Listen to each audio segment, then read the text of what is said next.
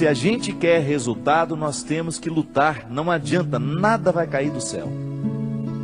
Nada cai do céu. Fé nasce do chão. Acho que a gente inverteu as coisas, né? A nossa oração tinha que ser voltada para o chão o tempo todo. Que é aqui que Deus floresce. Deus é igual semente, floresce no chão. Essa metáfora de que Deus está no céu, isso é bonito. Mas é aqui, ó, é pisando nesse chão que a vida acontece. A força que Deus me dá, a força que Deus lhe dá, é para que a gente consiga plantar o jardim. Ninguém prometeu que nossa vida seria um jardim de flores, mas Deus prometeu a força para a gente plantar. Eu estou aqui, graças a Deus, cheio de saúde, tenho o meu esforço nessa história, tem, mas é dom de Deus em mim, eu faço a minha força. Quer passar no vestibular? Estuda. Não tem essa história, ô padre, reza para mim. Não vou rezar não. Se você não estudar, minha oração não serve para nada neste momento. Se você não estudar, você não adianta ficar sentado, ajoelhado diante do Santíssimo com o livro na cabeça. Ô Senhor, me ajuda a passar no vestibular. Faça primeiro a sua tarefa, depois você tem o direito de esperar pelo dom. É aquilo que a gente fala sempre. Nós só temos o direito de esperar pelo impossível depois que fizermos tudo o que nos foi possível. Agora tem um outro detalhe. Ela está dizendo aqui, padre, tudo é muito difícil. Pode ser que você esteja prestando atenção demais no que é difícil. Aí tudo fica mais difícil ainda. Gente, a vida sempre será determinada a partir do que a gente presta atenção. Se você tem diante de você um problema, você tem duas possibilidades. Ou você enxerga o problema, ou você já enxerga a solução. Tem gente que só enxerga o problema. Aí dificilmente encontra a solução, porque fixa os olhos no problema e aí não tem olhos para encontrar a solução. E aí depende de como nós interpretamos a vida. Tem gente que adora a dificuldade, tem gente que adora problema. E acaba se tornando uma fonte de problemas, porque não está disposto para soluções. Tem gente que não sabe viver sem um problema. No meu livro que eu vou lançar tem uma personagem interessante, que ela é ficcionada nas doenças, ela adora ter doença. O sonho da vida dela é ter um plano de saúde. A alegria dela é receber um exame em que ela está precária. A alegria dela é contar as doenças, a dor de cabeça que não passa, é a pedra na vesícula. Tem gente que gosta disso, tem gente que presta atenção só no que é ruim. Mas não pode ser assim, minha gente. Esse espírito pessimista só nos faz ver o lado negativo das coisas. Pelo amor de Deus. Você tem que ser um pouco mais otimista. Você precisa prestar atenção um pouco mais nas coisas que são boas. Outro dia eu recebi um e-mail muito interessante. Dizem que tinham duas crianças brincando no gelo e de repente o lugar em que uma delas estava quebrou e ela caiu e ficou presa ali dentro. E a outra criança, num ímpeto de salvar aquela outra que estava ali dentro, quase morrendo já congelada, retirou o seu patins e começou a quebrar aquela outra parte lateral para que desse espaço para retirar o amiguinho que estava ali dentro. E com muito esforço aquela criança conseguiu. Milagrosamente, ela buscou uma força tão grande dentro dela que ela conseguiu, mesmo não tendo força suficiente para isso, ela conseguiu quebrar aquele gelo com o patins. E quando chegou o adulto, né, que viu a situação, não acreditou. E foram chegando outras pessoas, até que uma delas falou assim: como é que esse menino conseguiu quebrar esse gelo e retirar a outra criança que estava aí dentro? Aí o outro falou assim: é porque nenhum de nós estávamos aqui para dizer que ele não conseguia. E é interessante.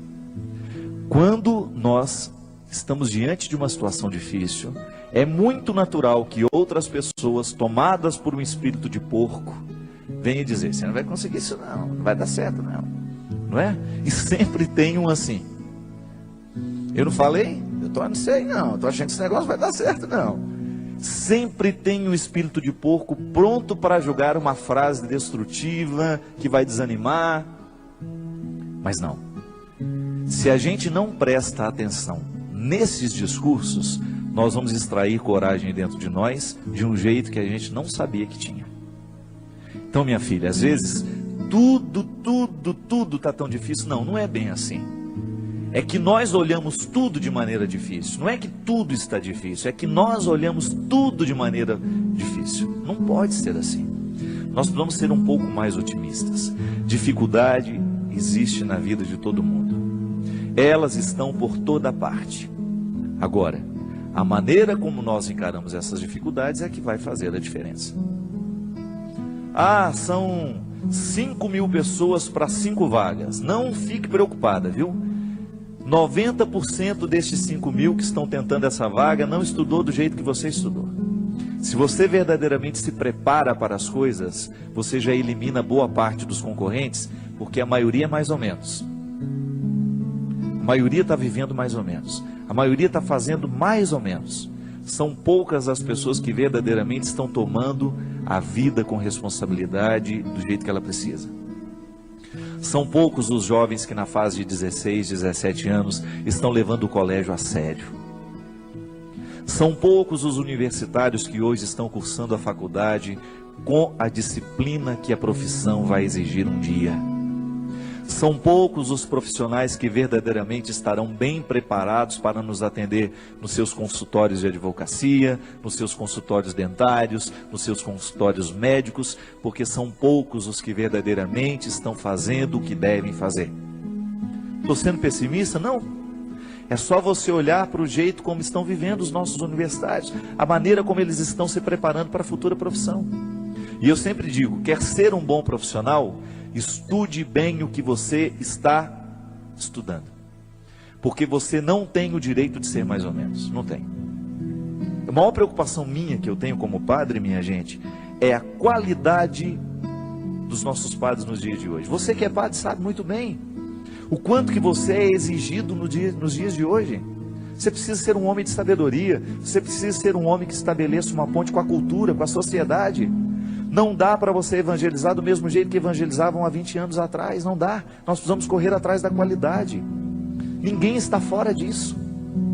Você aí na sua área, você precisa correr atrás da sua qualidade. Você que é médico, você que é dentista, você sabe o quanto você precisa se aperfeiçoar para você continuar de pé no mundo de hoje. Hoje nós estamos no tempo da competência e não é problema. Isso tem que nos motivar para a gente querer, reconhecendo, ainda que seja um mínimo dentro de nós. Nós merecemos cuidar desse mínimo, chegar a aperfeiçoar cada vez mais esse processo, aumentar cada vez mais as nossas possibilidades. E aí na hora que a gente esbarra na nossa fragilidade, a gente tem que aprender com ela. Ela não tem que nos desanimar. Mas muito mais que a qualidade profissional, antes dela, é a nossa qualidade humana. Muito mais que um bom médico, você precisa antes é ser um bom pai, ser um bom filho, ser um bom irmão. É isso que faz verdadeiramente a felicidade vir acomodar-se dentro de você. Não adianta você se realizar na sua profissão se você não se realiza como pessoa. E é disso que hoje nós estamos falando. É desse aperfeiçoamento humano. E na faculdade da vida a gente aprende o tempo todo. Não tem nenhum professor a nos ensinar a ser pai, a nos ensinar a ser irmão, não. É olhando nos olhos de quem a gente ama que a gente vai descobrir a medida certa, o aprendizado de cada dia, para que a gente possa ser um ser humano melhor no mundo de hoje. Chega de gente ruim, chega de gente incompetente como pessoa, chega de assassinos, chega de ladrões, chega de mentirosos. Vamos dar qualidade a esse mundo, a começar por você. Não importa de como você tenha vivido até o dia de hoje. A palavra de Deus para nós é sempre otimista. Deus continua vendo valores em você. Deus continua acreditando que o seu coração pode ser melhor. Deus continua acreditando que aí, nesse coração muitas vezes marcado pelos fracassos, existe uma vitória a que você pode chegar. Basta você não desistir.